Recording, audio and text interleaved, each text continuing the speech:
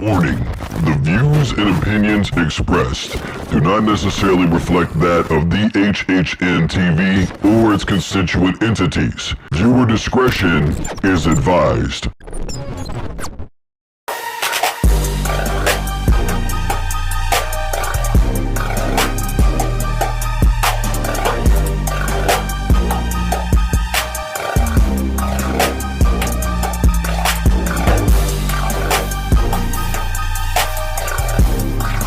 All right, everybody. Hello, I am Drew Duncan. The show is Underground Sports, and we are live. Facebook, Twitter, and Instagram is all at Underground Sports, Drew Duncan Radio.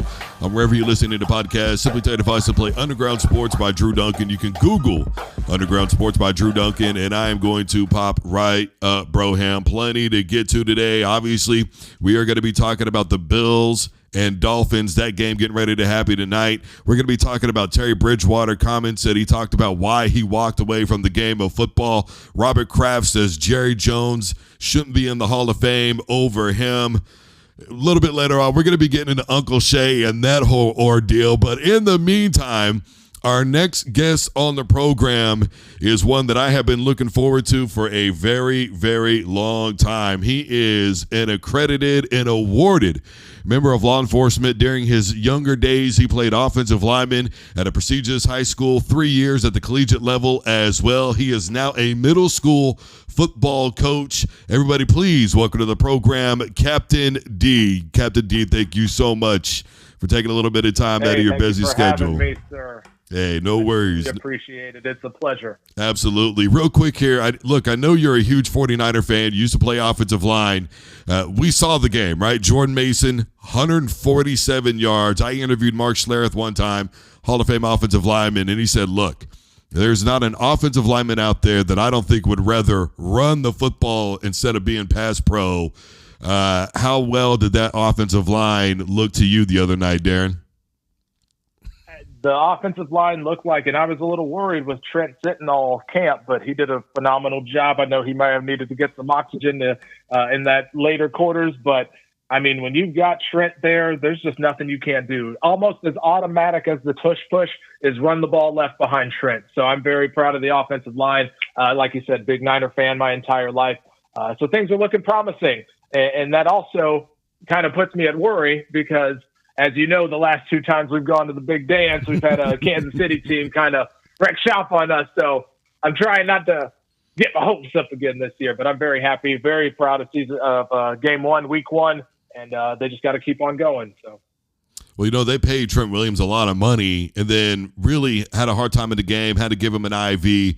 But, look, I watched that football game last night, and I know Ocho Cinco said that he was more impressed with New York than he was with Frisco. Now, I've said the same thing about other teams in a losing effort. Sometimes we see things that other people don't. But in this case, I don't know if I agree with Ocho Cinco on this. The Jets look so lethargic. The play calling from Nathaniel Hackett hasn't changed at all. The offensive line didn't look like they improved. Still not using Breece Hall to his fullest potential. Do you think this was a good win for Frisco, being that it's week number one? Or do you think that this is a win that later on down the road, people are going to look at it and go, wasn't as solid as everybody thought at the beginning? Well, I think that goes back to a little thing I like to call expectations management. When you've got the defending NFC champions coming back with everybody, there's a different level of expectation than you have than the Jets, who have been a very promising team, great defense, just got Aaron Rodgers, and the disappointment that happened the previous year. There's different levels of expectation management. So I can understand why Ocho Cinco would say that he is more impressed by the Jets, because they have technically lower expectations. Everyone's expecting the Niners, as long as they stay healthy, to at least be back to the conference championship game, if not the Super Bowl. I do think, though, all wins, in my opinion, are good wins. And so this may not go down as one of the best wins of the season or one of the turning points of the season, but it's definitely the start that you want to have, especially as a defending conference champion. You hear about the Super Bowl hangover. So coming out week one, being able to fire on all those different cylinders, all wins are good wins. So we'll take it. You know, Aaron Rodgers, a lot of people are talking about him being the NFL MVP. I maintain that I don't see it. The guy didn't want to practice hardly at all, even though he said that he'd practiced more this year than he'd had in other seasons. He didn't participate in a joint practice because it was raining outside, didn't want to be in the preseason. Look, for me, I think Aaron Rodgers is washed, but you may think differently. What do you see right now when you look at the Jets and Aaron Rodgers? Well, when I look at the Jets and Aaron Rodgers, there's no doubt that when he retires, he's a bona fide Hall of Famer. If he quits today, he's going. And there's some intangibles that you have with a quarterback at that level. Now, will he be able to reclaim some of that luster he had when he was a little younger? Probably not. But the leadership that he can instill, even though that can be debatable with him sitting and things like that, there's no doubt that he's forgotten things that some of those kids may never even learn. And so just having him in the locker room, I think, is a net plus. Now, whether or not he gets back to MVP caliber, my personal opinion is I don't see it happening, but I've been surprised before. All it takes, you never know what it takes. It can be that little thing that just binds a team together, or when it clicks. You get that clicking moment when you know you're running on all cylinders. I remember, if I can go off on a quick side story here, in high school, we were making a run for the state title. And the year before, we lost everyone. When we went into our senior year, only 2 players had ever even touched the field for varsity. So nobody thought we were going to do anything. But we believed in ourselves, because as a JV team, we only lost 1 game. The sophomores were undefeated.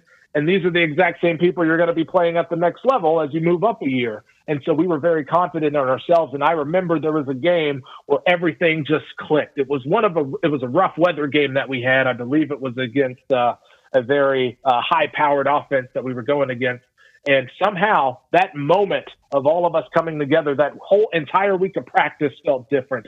It was one of those things where we just knew after that tough week of practice, plus that tough weather game, and we came out on top, there was zero doubts in all of our minds that we were going to make it. And if the Jets can get a game like that, maybe a game where they aren't the favorite, a game where they are supposed to lose, and they can just come together, and it'll be definitely on Aaron Rodgers to be the leader of that coming together.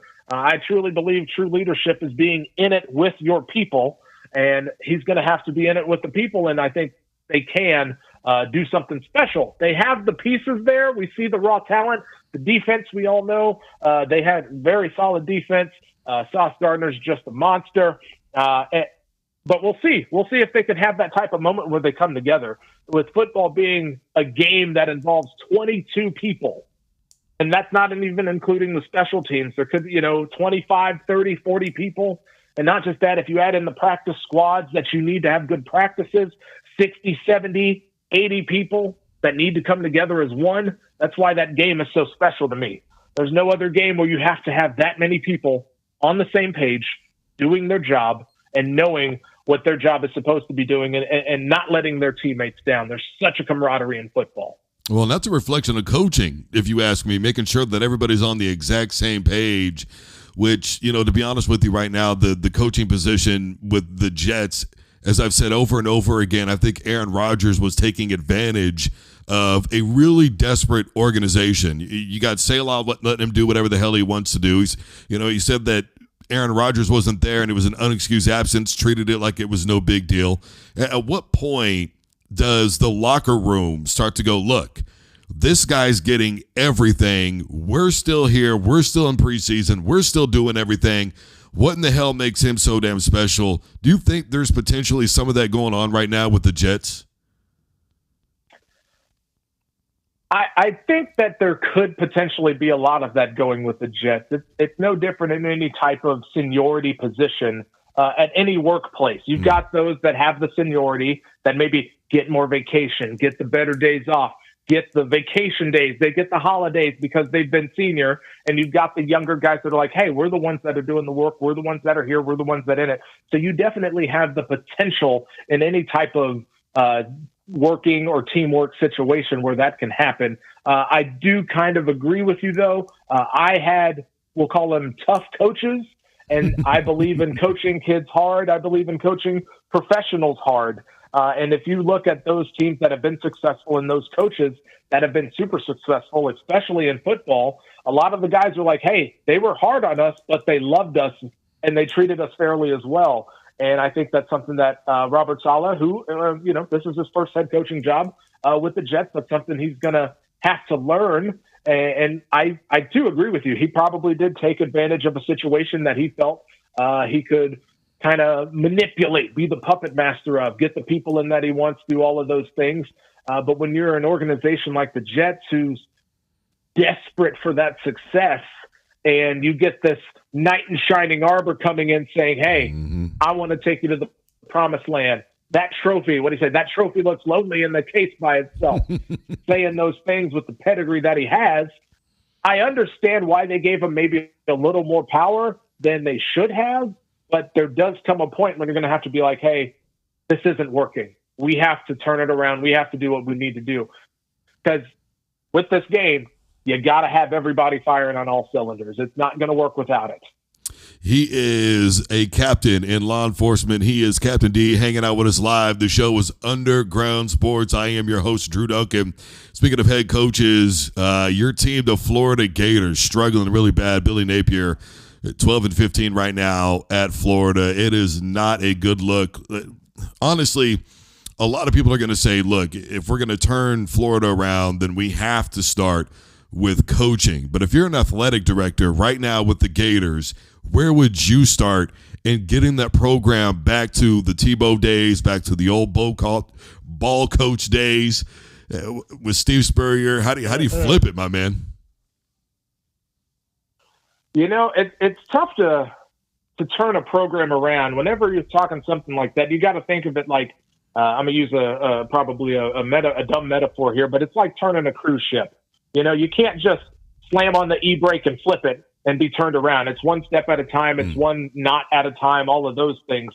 And so when you have such a big historic program like Florida, who's had success in the 90s, success in the 2000s, haven't had much success since then, there's key places that you have to get right. And one of them absolutely is the coach. And I'm not saying that Mr. Napier is not the guy, but being 12-15, it's tough to look at the results that he's brought, but college football is so much different today, especially with NIL going on.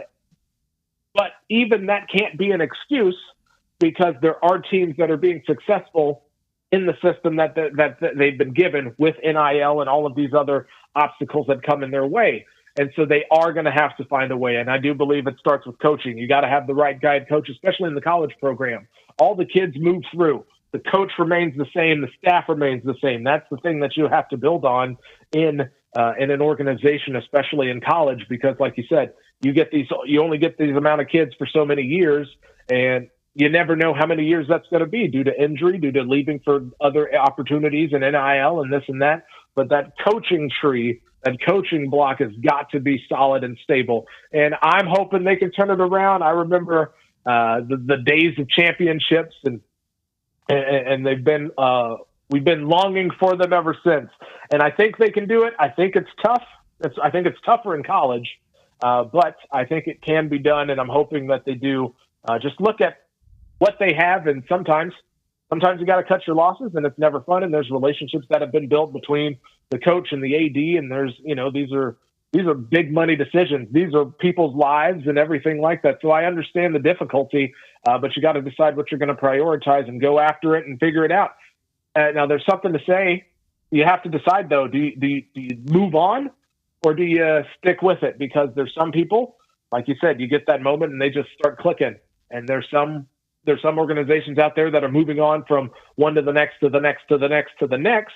And how can you develop any tradition when you're doing that? How can you develop any type of sense of being as a team, as an organization? How do you develop your team's identity when you're moving on from one to the next, to the next, to the next?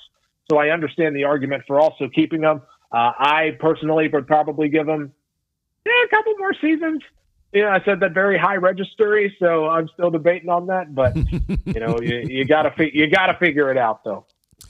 Well, I think the biggest obstacle more than anything is the transfer portal. And one of the things that I've talked about is how much more difficult recruiting is now, I think, than it ever has been before. I think for a while it got easier when they limited the scholarships from 100 to 75. Now with the transfer portal and everybody going here and everybody going there, I think recruiting is 3 times as hard. And then you get what happened with the Miami-Florida game where those Miami players were seen walking out to Florida recruits. Hey, don't go here. Come to Miami. Come to the U. And one of them even started throwing up the U. I mean, look, that is a horrible look for Billy Napier in his own backyard. I personally, I don't think he recovers from that. But if he's going to, how the hell does it happen? Well, it starts with you have to develop a sense of loyalty. And if you don't have that, and it's very tough with, we'll call it the now generation, the Insta generation that we have going on. It's not easy to develop that sense of loyalty. You see today, and I'm not trying to make the difference. I'm not trying to be that, back in my day guy, but back in my day, you couldn't get stuff brought to you. Anything you've ever wanted literally brought to your foot. You had to go out, you had to put some work in, and you had to go get it. And with that, though, it's tough in this generation to develop that sense of loyalty. But it's something that you have to develop. I remember Lou Holt saying, he told a guy, hey, we brought you here to be Notre Dame. We didn't bring you here so Notre Dame could become you. And now Notre Dame's, of course, is another story, but that's the type of sense of loyalty that you have to develop and a maturity that has to come with these kids. If the kids want it, if they have to decide what they're going to do. I remember when I went to college to start playing, the college I went to, the 2 seasons before my class got there, they were 0-8 and 0-9. And we ended up here, and we all decided that day that we were going to turn it around. We had the loyalty. We had a phenomenal class. We brought in some amazing people as well throughout the 4 years that I was there. But we ended up taking that school from 0-8 and 0-9 to back-to-back conference champions. And that's the loyalty that you have to develop with these kids. And how is it done? It takes a lot. It's more of a people thing. If Drew and I, we've known each other for a long time. And I have zero doubts that if you call me for an interview, if you call me because you need something, I hope that you feel the same way. But I hope you know that I am somebody that you can depend on. Mm-hmm. And I hope you know that I am someone who truly cares about you. And that's the type of loyalty that you have to give to these kids. There's a saying out there that people don't care how much you know until they know how much you care. And with these kids you got, it's the same thing that I'm trying to develop. This is my first year as a middle school football coach, but I am trying to develop these relationships with these kids so they know no matter how hard I coach them, no matter how much I have to yell at them, no matter how many laps and up downs I have to make them do, I care about that kid. And that's what you have to develop. And it's tough though, because I'm still, like I said, it's my first year and I'm still learning names on the team. And it's the same thing in college as well. You got bigger staff, you got bigger people, you got more light shining on you, and you've got even other ulterior motives because there's people that are there for the NIL. There's people that are there for themselves. But if you're going to turn a team around like that, especially after you have someone on your own team throwing up to you, first off, they need to understand that is unacceptable behavior. Absolutely unacceptable. And that's a maturity thing. And it's hard to make people mature, but you can also make them understand. So it's hard to make them mature, but you can help people to understand things.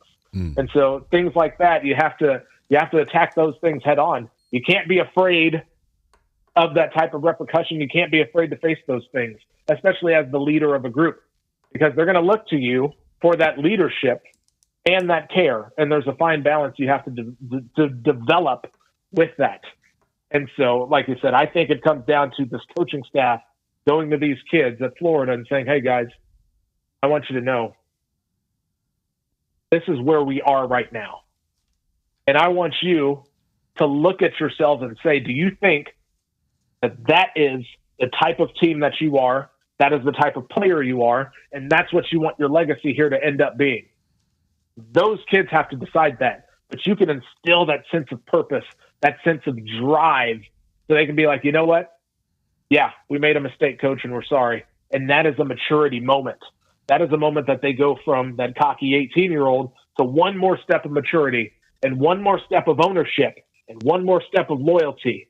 So that way you can continue to build and build and build and build off of that. We are talking to a man who has been in law enforcement for a decade plus.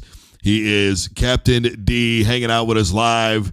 He is, in addition, a middle school football coach, as he just mentioned moments ago. Look, obviously, the primary reason why we're here, right, Captain, is because of the whole situation right now with Tyreek Hill and the law enforcement thing that happened. Here's what I see. When I look at that video, I say to myself, it's pretty standard that when somebody gets stopped for a routine traffic violation, there's one, maybe two police officers present. In this particular instance, I see 4 cops. And so to me, what happens with Tyreek there afterwards, who, by the way, said that he needs to do better himself, I see somebody who goes, man, I am nervous right now. I'm a little shaky. I don't know what the hell's going on. And then on top of that, the cops, to me, immediately, they just started to, hey, man, get the hell out of the car. It looked to me like he was being cooperative. Like maybe they missed a step somewhere in there. But there's a good chance that you may see all of this through a different lens. As somebody who has been on that side in law enforcement, when you look at this video, when you see all the different aspects of it, to you, what is the main bottom line in this situation? Well, I think the bottom line of the situation, which every situation, first off, like I like to say, is every situation is different, and there's so many different perspectives that you can have. And we're coming back down to dealing with people. That's the bottom line of it. Now, I understand Mr. Hill. He's got somewhere he's got to be. He's got things he's got to do. He may not want to draw attention to himself. But in my experience in my life, every fight that I've been in, it's never been a fight about the issue at hand. It's been a fight over a matter of disrespect, because things start to build up. And I'm not trying to give the officers any type of leeway. What happened, I feel, was an excessive use of force. But I also, as a person, my father grew up in South Carolina in the 50s and 60s. So when I was growing up to be of age, and I went to a predominantly white high school, my father instilled in me, hey, don't give anybody a reason to do something to you. Now, my dad, I remember a story of my dad. He's walking home. He's walking down the street. He's walking home. A very poor family back in the day. And he sees this car drive by, and he hears some people going on, and then he sees this car turn around.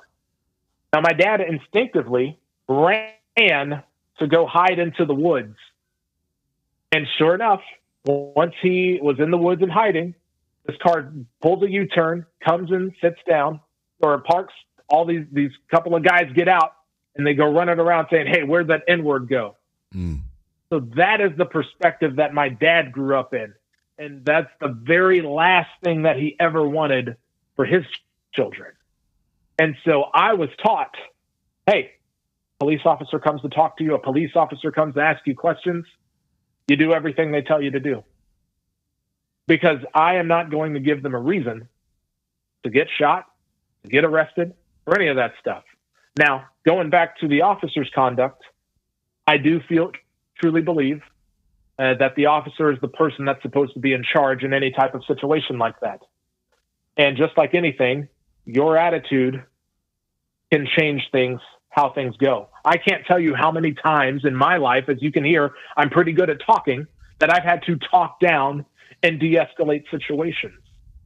And sometimes it took me 5 minutes to do that. Sometimes it's taken me 30 minutes to an hour to do that, but I still did it. And I didn't have to go hands-on. and I got the result that I wanted as a person in law enforcement. And with the same situation here, I think it could have happened. Now, I know Mr. Hill was in a hurry trying to get to wherever he needs to be, but also he's got to take a thing that we say is, take your own survival in your hands. Now, the arresting officer had told him to keep the window down. He could have asked him nicely. He could have said, hey, sir, I don't know if you know this. There's been plenty of YouTube videos of people pulling up to a car and then shots coming out. That very dark tint that he had doesn't help the situation. There could have been some safety concerns there.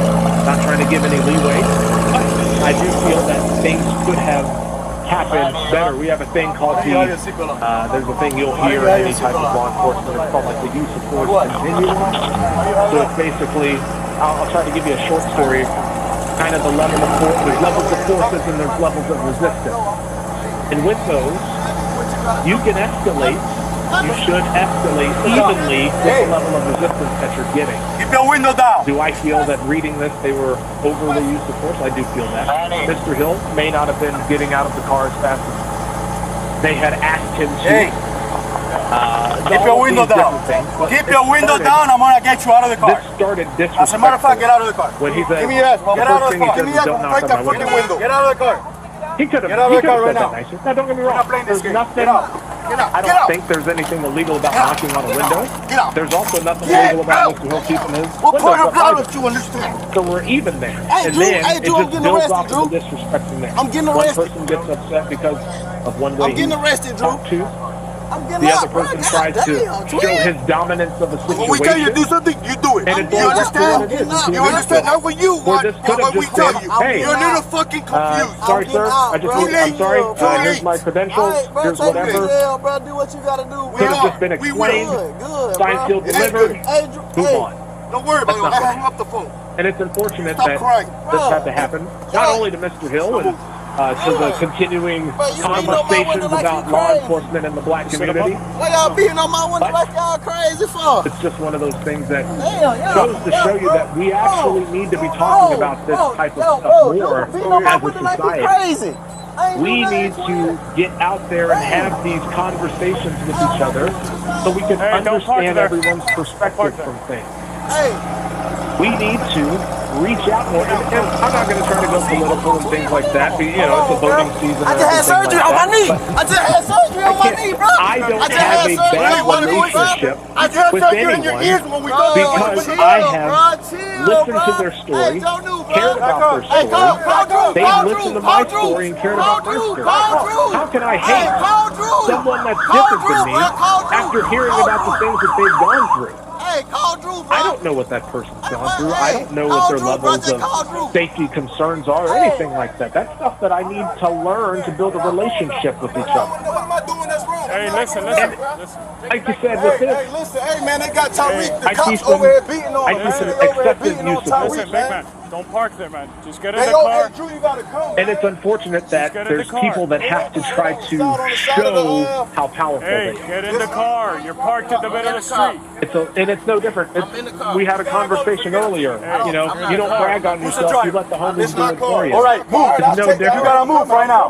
Let me have your license. In a situation like this, Let me have your license. Let me have your license. situation that happened I'm not for playing. Let me have your City of license. Miami, Your for license the right now. NFL, for Your relations license between right now. the police You're not gonna and give the me a black license? community. And in case anyone's You're not gonna wondering, give me a license? I know Let me have your I'm license. also a Your black license man right now. that is in law enforcement. Hey, your in case license anyone's right now. wondering. Or I'm gonna lock you up. Your And it's one license of right those now. things where Your license right now. You're dealing with me now. sometimes Your you license just right now. have to take a little extra time. That's all that was needed here is a little extra time and a little extra explanation.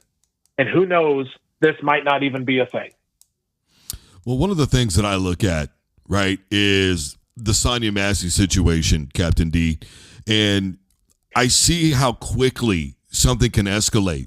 And when I look at these officers, and you were talking about the continuum, it seemed to me like they skipped a step because as Tyreek is getting out of the vehicle, it's clear to me that his hands are open.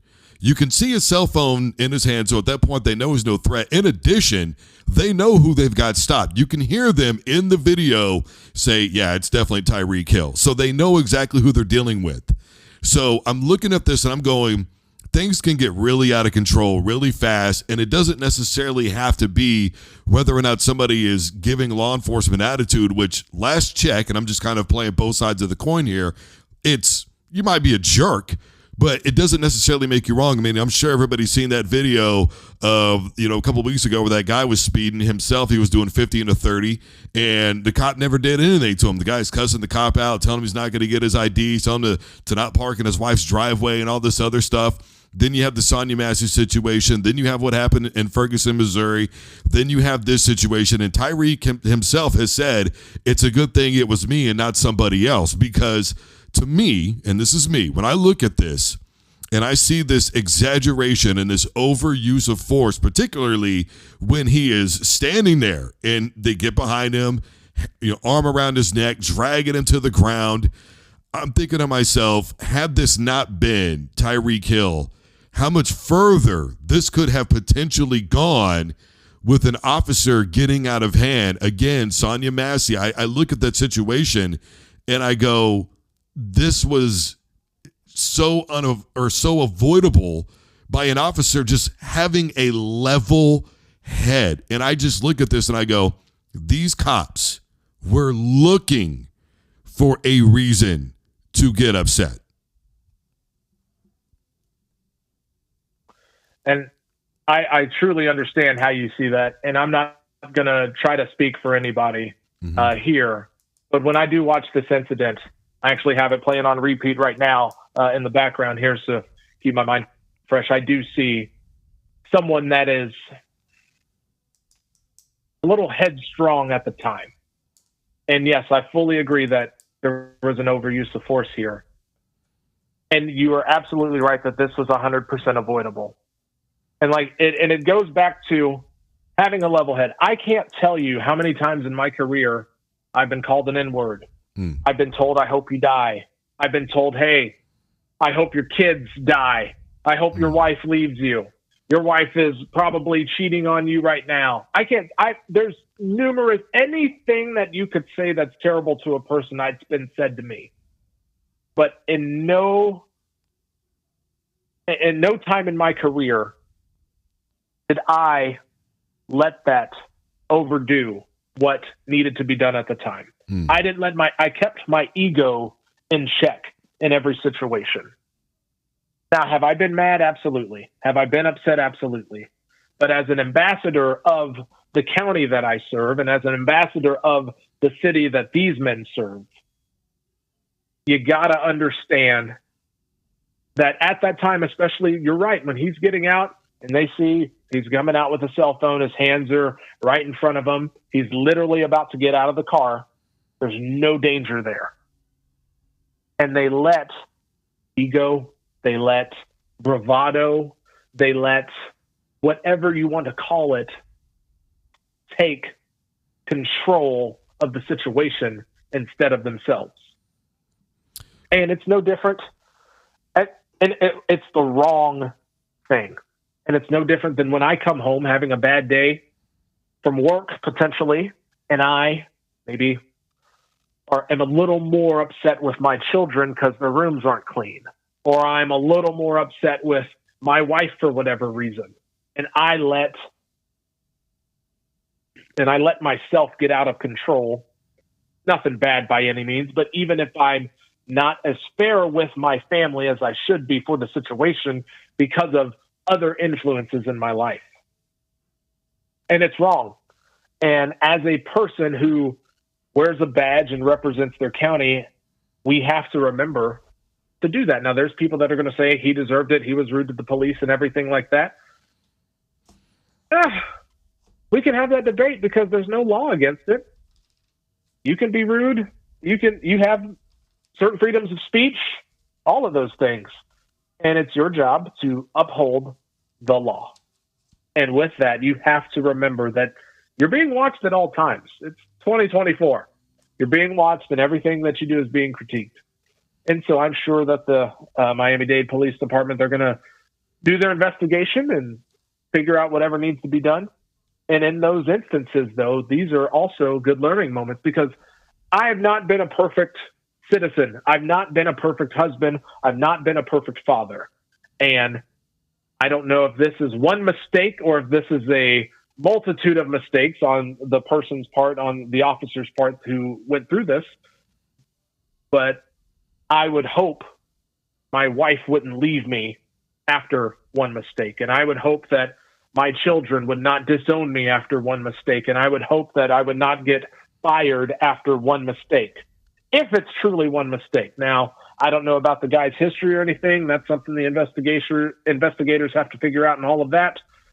But if it's one mistake, I hope that it can be a learning opportunity for everybody involved. Now, Tyreek Hill, I don't want to speak on him.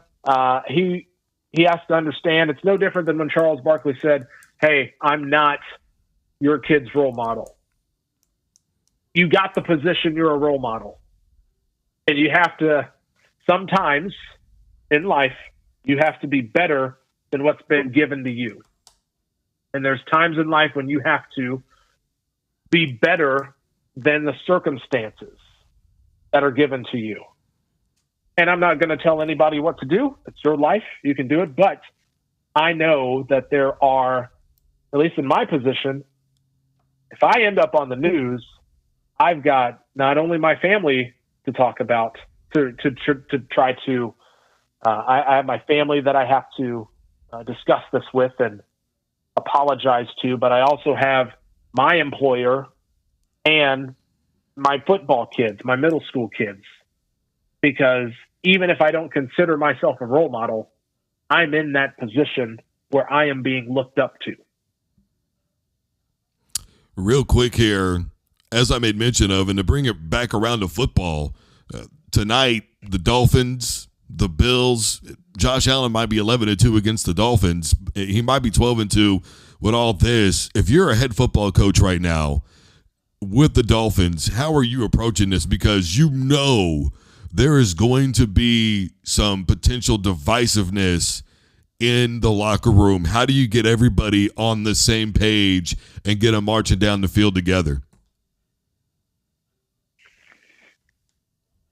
Well, with any type of getting people on the same page, you got to instill in them a mission. You know, these gentlemen who are playing a game that a lot of us love and would love to have the opportunity to get paid what they get paid to play for.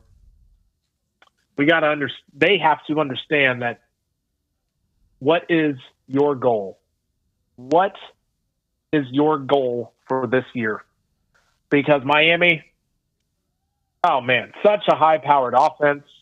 I am so excited to see what they can do. One of my good friends is a big Miami fan, and he hasn't been this excited for Miami football ever since I've known him, ever. And he is so excited for Miami football.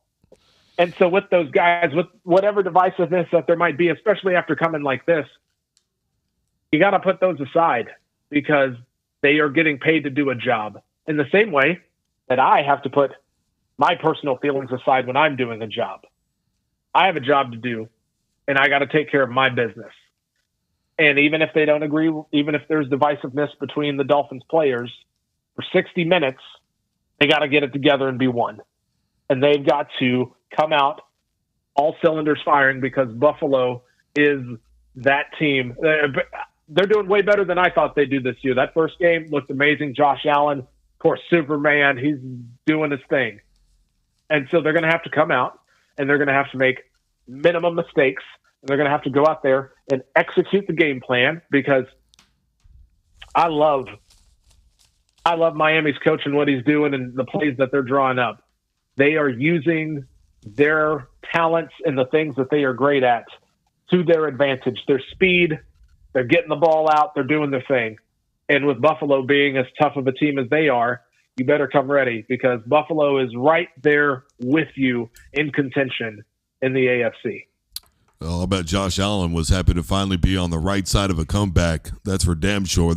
Arizona was giving him the business, so we will see what happens. Captain D, thank you so much for taking time out of your ever busy schedule to join us on the program. As I do with all of my guests, you are no exception to the rule. I give them an opportunity to say whatever's on their mind. There's no right or wrong answer here. The floor is 100% yours. Well, Drew, thank you so much. And I just want to say it's great reconnecting with you, first and foremost. You do a wonderful job on your show. Please keep up the hard work. I know it's going to be rewarded. Your time is coming. And to everybody that's listening, thank you so much. And I just want everybody to try to take a step back and look at someone else's story.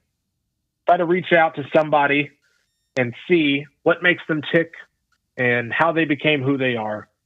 We need so much more empathy in today's world.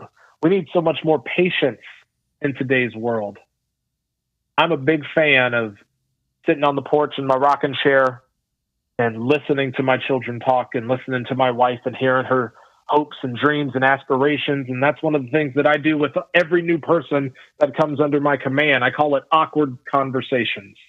And I have that talk. And it's just a quick get to know you talk. I want to hear where you're from. I want to hear your story. I want to hear what brought you here. And I want to hear what your goals are, because I want to be part of the reason that you reach your goals. And so with that, thank you to everybody that's listening. I hope you go out there and have a wonderful rest of your week whenever you're listening to this, and understand that you have more control than you think in all situations. If you're unhappy with the way things are in your life right now, I know that you have the control to figure out what needs to be changed and to work on those things. And I'm no different. We can go out there, we can figure out what needs to be changed, and we can make those small changes to make tomorrow better than today. And so, Drew, I truly appreciate the time. I love you, brother. If you need anything, please reach out. My man, got love for you too, homie. Man, hey, we need to go grab dinner, bro. Ham, go check out a game or something. Hey, pick a day and I'm there. You got my number. My man. All right, everybody. He is Captain D, and I am Drew Duncan. The show is Underground Sports. Still plenty to get to. Again, thank you so much to our guest, Captain D, coming on discussing a very, very difficult topic. Real quick here, Robert Kraft says that he doesn't know how Jerry Jones is in the NFL Hall of Fame, considering the fact that over the last 2 decades, they haven't done anything in the playoffs. Look, I can appreciate where Robert Kraft is coming from. I myself have said, look, that if Jerry Jones wasn't the GM, and there was a GM that had his position, and the last 2 decades went the way that they had went, and despite all the regular season success, which has really been hit and miss, they'd have been fired 3 times over by now. Easy. So the fact of the matter remains this. Even though it is what it is, to say that Jerry Jones doesn't belong in the Hall of Fame to me is a little ridiculous. What he does for football is bringing a lot of attention. That's number one. Number two, we can't dismiss how horrific the Dallas Cowboys were when he initially took over that organization. We also can't dismiss the amount of Hall of Famers that were with that football team. What he created in terms of the salary cap, what he did for TV money, deals, all kinds of stuff. Look, to say that Jerry Jones doesn't belong in the Hall of Fame, as much as I think everybody has an issue with Jerry Jones, especially probably over the last 5 to 8 years or so, I don't think anybody would deny for a moment that he doesn't belong in the Hall of Fame. And Robert Kraft needs to remember something very, very simple. Number 12, absolutely 110% saved his career, saved the career of Bill Belichick, saved the career of their offensive coordinator, probably the career of some defensive coordinators, saved the career of Bruce Arians. Tom Brady is responsible for the primary success of that organization. They were 5-11 the season before. Stop the cap. The Tampa Bay Buccaneers were 7-9 the season before. Jameis Winston threw 30 interceptions and 30 touchdown passes. He was great and terrible. People were talking about Bruce Arians potentially being overrated, discussing firing him, wanting him out. Here comes Tom Brady to save the day again. Everybody needs to give this up. There is a huge reality here that Kraft has forgot exactly what happened.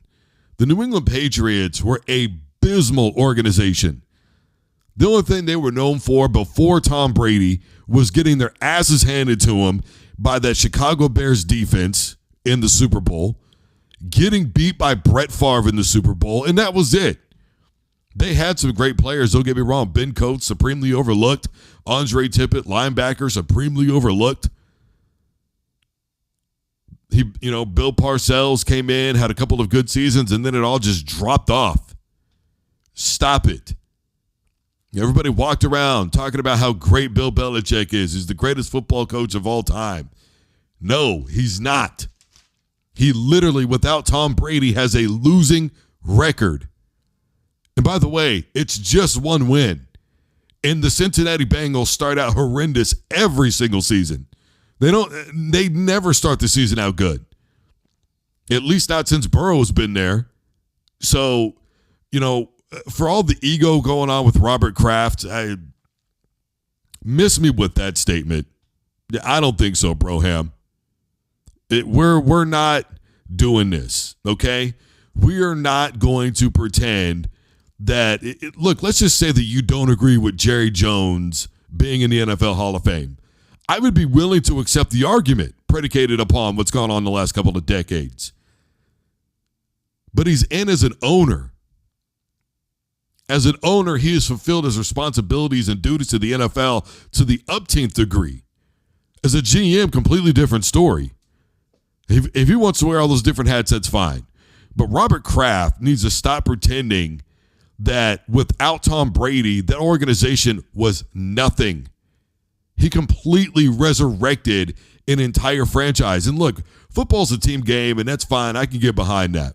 But you had a consistent, and that consistent was number 12. And when number 12 left, what has happened since? I'll wait. Can anybody tell me? Have you won a Super Bowl since number 12 left or not? Have you won a playoff game since number 12 or not? What is Bill Belichick without Brady? Like 82 and 98 or something to that effect? Get serious. All right. Bills, Dolphins. Boy, like I said earlier, Josh Allen, he's officially, including the playoffs, 11-2 against the Miami Dolphins. Now, obviously, in the playoffs, got away with a lot of turnovers. 3 of them, as a matter of fact, in one game. And don't forget, he had actually fumbled the football 3 times. It could have very well have been 5 turnovers, but they were able to recover the other 2 fumbles. The point is, you're still playing behind the chains. I know that they had that big comeback against Arizona, but Arizona was doing Arizona things. And for the life of me, nobody's going to convince me that Jonathan Gary is a good football coach. I've been saying it forever. Not only is he a supreme, he's awkward, okay? I'll leave it at that. I'll be nice and just say that he's really, really socially awkward, okay?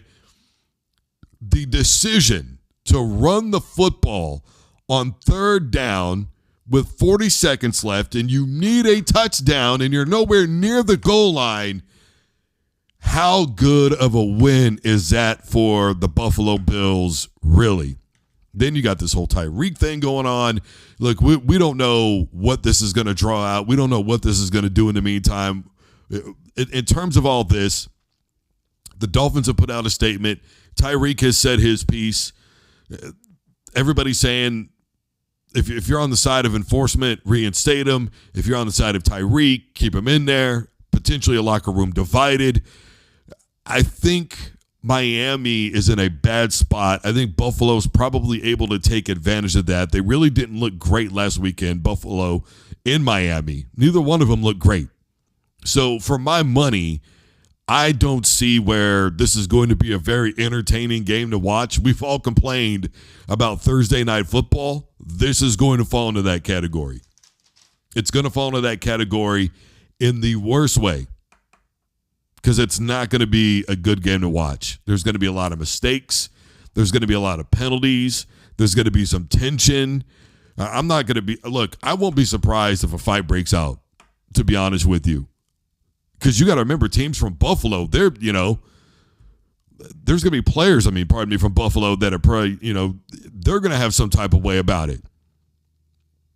You've got a locker room divided potentially everywhere right now in the NFL. This is a very sticky situation. I don't know who I like to win tomorrow, to be honest with you. I'm probably not going to make a prediction until damn near game time. Just keeping it a buck. All right. So I'm sure we've all seen either the video or the reports, which, by the way, I happened to be using the bathroom when this all went down. And I was like, let me click on this live. Didn't know why, because I never click on anybody's live. I don't watch live streams for nothing. And lo and behold, what do I see? And I took a video of it, and I sent it to the homie, and I'm like, yo, look at this, pimp. Do you see what is going on? I called him. I said, man, do you see this? Do you know what's happening right now? I tried to tag him, but right around that time, he had gone unlive. I think I was involved in that for like a minute and a half. I was on there watching all this go down. I'm like, yo, kid, my man was working on an MVP. My man was working on a 4th ring. And Shannon Sharp has said that it got hacked. Now, I was watching the nightcap, but ended up having to, do some other work, so I didn't get to see the whole thing. At the very beginning of it, he was acting like nothing even happened, which, it is what it is. For one, I'm just kind of like, whatever. But I think for me, the funniest part about all of it was Tony Baker. I follow him, and he just said, look, just know if I ever go live getting it in, I did it on purpose. What in the haberdasheries?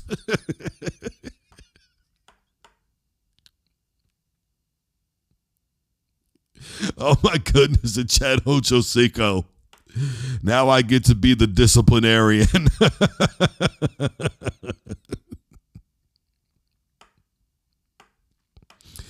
Man alive.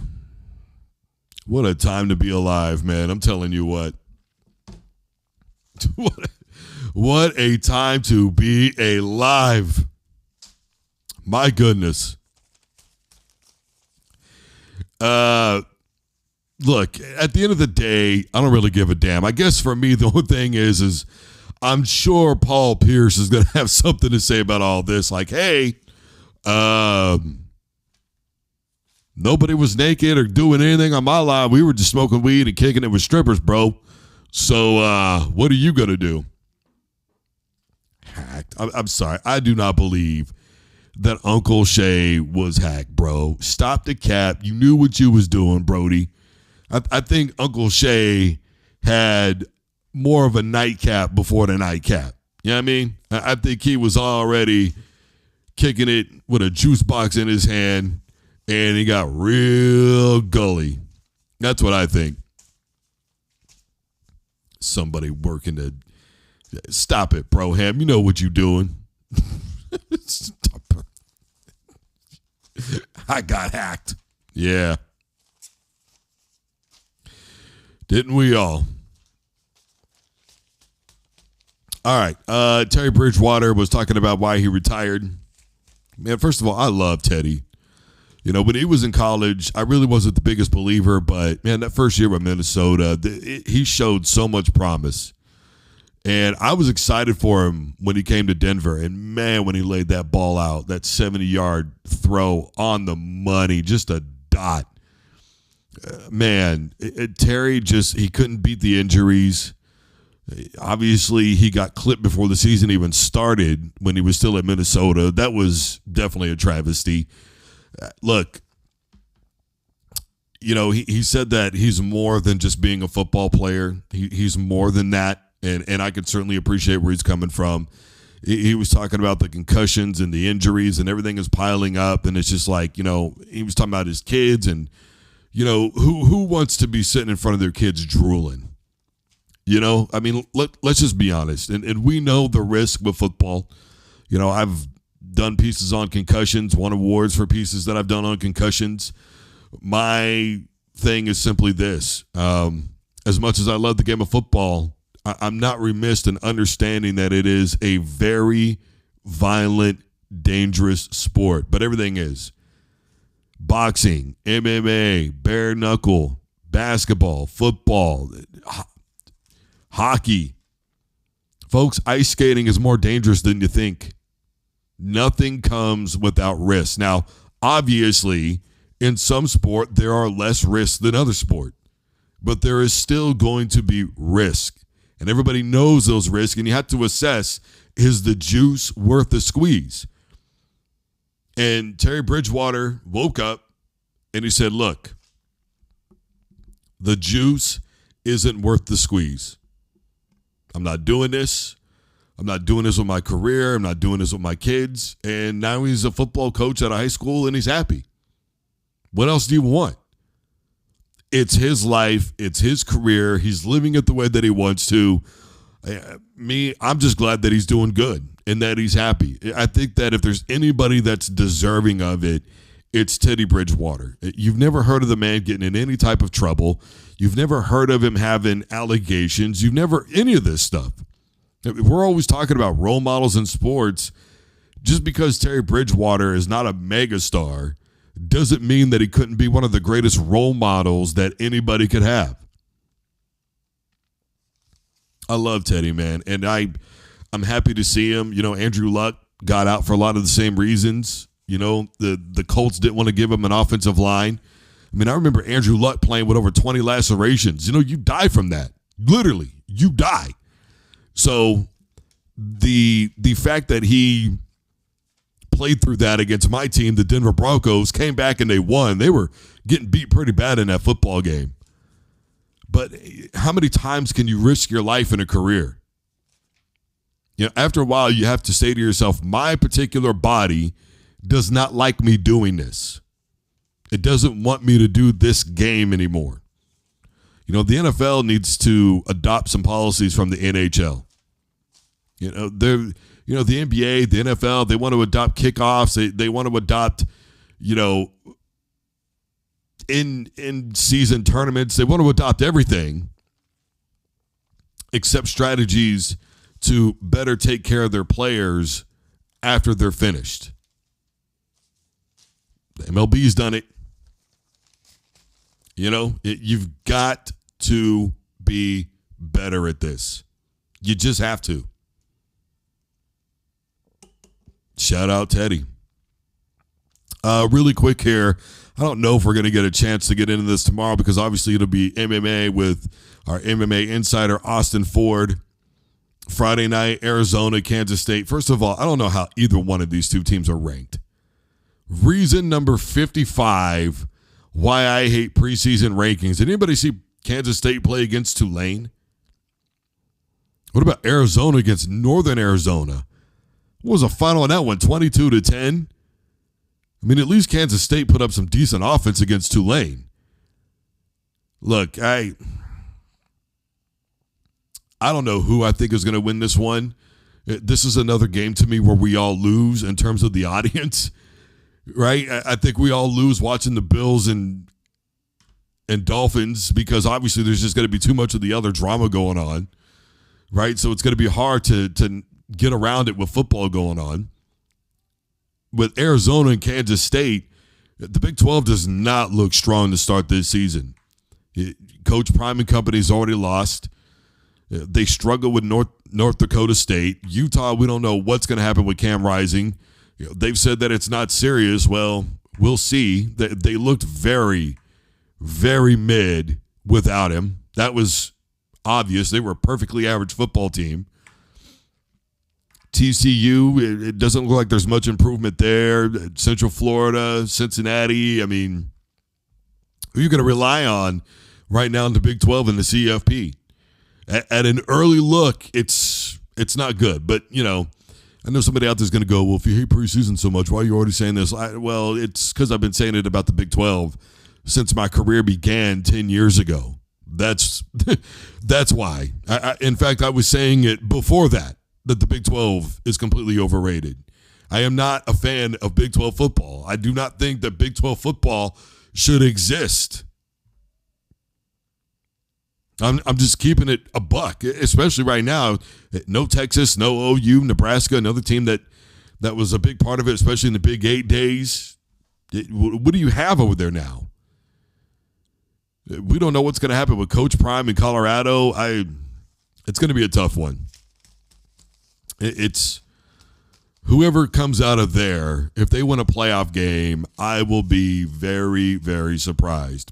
All right, everybody, I am Drew Duncan. The show is Underground Sports, and we are live. Facebook, Twitter, and Instagram is all at Drew Duncan Radio. Wherever you're listening to the podcast, take a device to play Underground Sports by Drew Duncan. I am also on WBFR, Block 50 Radio. Block50radio.com is up 24/7, 365, or you can download the HHN TV app and listen on demand there as well. Tomorrow is our MMA day with Austin Ford, as I mentioned. Guys, your local programming is next. Don't you dare touch that dial.